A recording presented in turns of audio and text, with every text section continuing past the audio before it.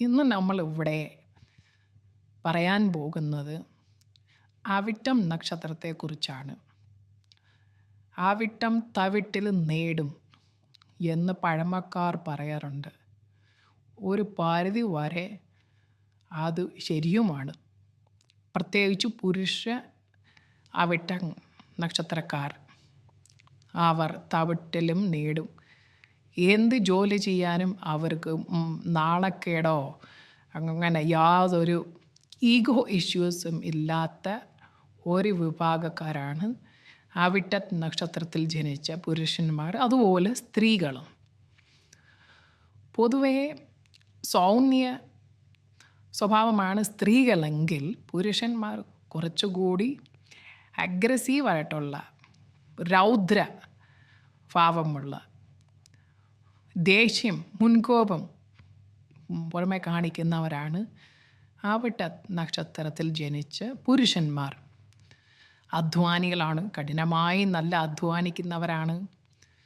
ഏത് തൊഴിൽ ചെയ്യാനുള്ള ഒരു മനസ്സും അത് വിജയിപ്പിച്ചെടുക്കാനും സാമ്പത്തികം ഭദ്രത കാത്തുസൂക്ഷിക്കാനും അത് വിജയിപ്പിക്കാനും ഉള്ള കഴിവ് അവിട്ട നക്ഷത്രക്കാർക്കുണ്ട്. പുരുഷന്മാർ പൊതുവേ കാണാൻ നല്ല സൗന്ദര്യമുള്ളവരും നല്ല ആരോഗ്യമുള്ളവരും ആയിരിക്കും. മാതാപിതാക്കളെ ശ്രദ്ധയോടെ പരിപാലിക്കുന്നതിനും അവർക്ക് വേണ്ടുന്ന സാമ്പത്തിക സഹായങ്ങൾ ചെയ്യാനും സഹായങ്ങൾക്കുമെല്ലാം അവിട്ടക്കാർ എന്നും മുൻപിലാണ്. കുടുംബത്തോട് സ്നേഹമുള്ളവരാണ്, കുടുംബാംഗങ്ങളോട് മുഴുവനായി സ്നേഹമുള്ളവരാണ് പൊതുവേ അവിട്ട നക്ഷത്രക്കാരെ കണ്ടുവരുന്നത്. സ്ത്രീകൾക്കും അതുപോലെ തന്നെ ബന്ധുക്കളെയും മാതാപിതാക്കളോടും എന്നും അവർക്കൊരു പ്രത്യേകതരം കരുതലും അറ്റാച്ച്മെൻറ്റും എന്നും ഉണ്ടായിരിക്കുന്നതാണ് അവിട്ട നക്ഷത്രക്കാർ. ജാതകം നല്ലതുപോലെ പരിശോധിച്ചിട്ട് വേണം അവിട്ട നക്ഷത്രക്കാർ ഒരു വിവാഹ ബന്ധത്തിലേക്ക് പോകാൻ. ചെറിയ പാളിച്ച പോലും വലിയ വില കൊടുക്കേണ്ടി വരുന്നതാണ് അവിട്ട നക്ഷത്രത്തിലെ പ്രത്യേകിച്ച് പുരുഷന്മാർ. വളരെ ശ്രദ്ധയോടെ നല്ല ചേരുന്ന ജാതകം നോക്കി വിവാഹം നടത്തുന്നതാണ് അത്യുത്തമം. പിന്നീട് പറയാനാണെന്നുണ്ടെങ്കിൽ അവർ കഠിനമായ അധ്വാനികളാണ്. അധ്വാനിച്ച് പണം സമ്പാദിക്കും. അർഹതപ്പെട്ടവർക്ക് മാത്രമേ അവർ സാമ്പത്തിക സഹായം ചെയ്യാറുള്ളൂ.